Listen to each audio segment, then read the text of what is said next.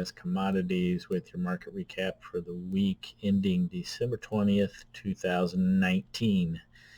10 more days left in the decade, I guess.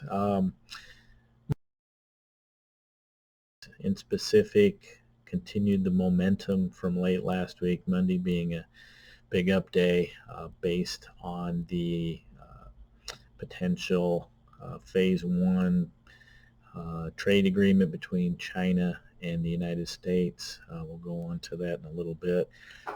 For the week,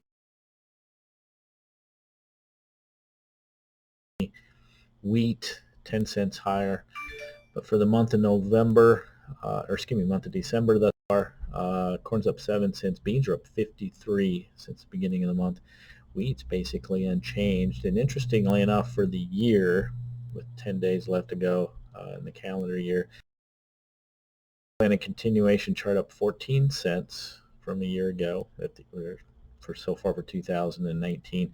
Beans up 40, up 40. Cattle market, for what it's worth in the livestock's down $1.40. Hogs are $9 higher year to date. And the stellar, and we may put some more information out on this in the next couple of weeks as we approach the first of the year. Stock market, the S&P up 716 points so far this year. That's 28% gain on the stock market, so obviously leadership.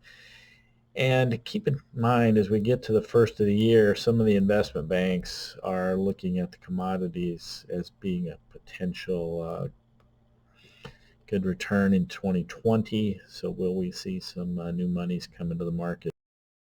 So that time of year where you see some rebalancing to some degree. So, will we see some money come into commodities and out of some other segments that have really well this year? We'll see. So going forward, you got new money potentially. You got the China-U.S. phase one trade deal, which by what you read and hear and see, that could be signed in early January. Then there's a 30-day window before the tariffs go off. Now, some analysts are starting to put together, without a better term, saying a shopping list of what could be on this new trade situation in the phase one, as there's been talk as part of the agreement that China would buy $40 billion worth of ag products. So there's been some breakdowns on how that seems unlikely to occur, but could occur by some of these. So you're going to see some interesting numbers, and if you tie those in with a S&D or balance sheet, it's going to cause a lot of interesting debate on what numbers may be realistic going forward. So you get that hanging out there. Short futures by the funds, the short positions, commitment to traders just come out this afternoon, and glancing at that on the managed money side, they bought back 20,000 contracts of corn, but the market's still short 95,000 corn.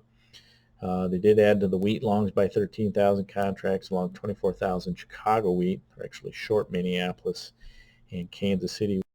And soybeans bought back 33,000 contracts of beans, but they're still short 80,000 contracts. So that short position by the funds in both the corn and the beans is worth noting as we approach the end of the year and as we approach the trade deal announcement. How short do those funds want to be with that scenario? So those two things, report this on the 10th, I think that's 3 weeks from today. Those three things are supportive to a little positive this market as we go over the next, say, 30 days, or potentially positive. On the negative side, as you look further down the road, South American weather thus far has been very good. 30 days of good weather in South America. The odds of having a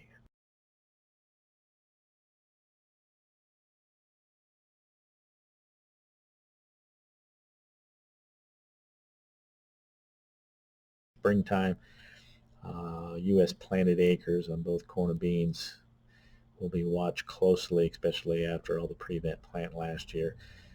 Many analysts are looking for a pretty sizable increase. both corn and bean acres. So keep that in mind going forward. So those are the negative side of the market.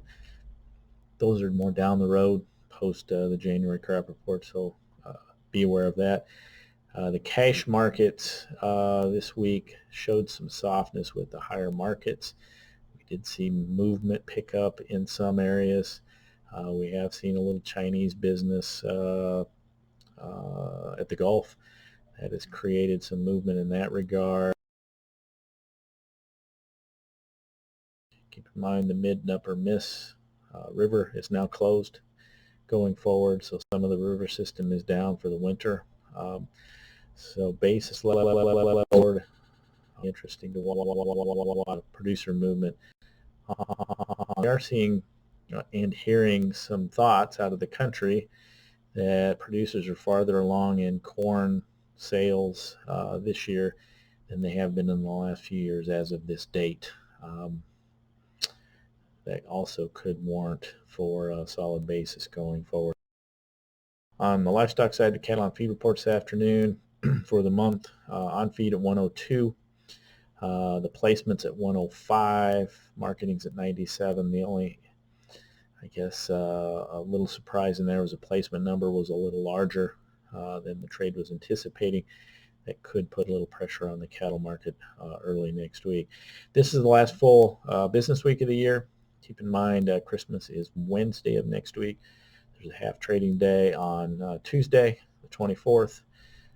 Obviously, the markets will be closed Wednesday, and then the following week, I believe similar hours on New Year's Eve and also New Year's Day. So that will wind down the end of the year. So if anybody has any questions on any of these markets, feel free to give us a call at BIS Commodities. Phone number is 800-373-2525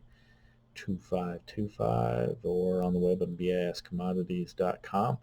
And we wish everyone out there a very Merry Christmas, and we'll talk to you again soon.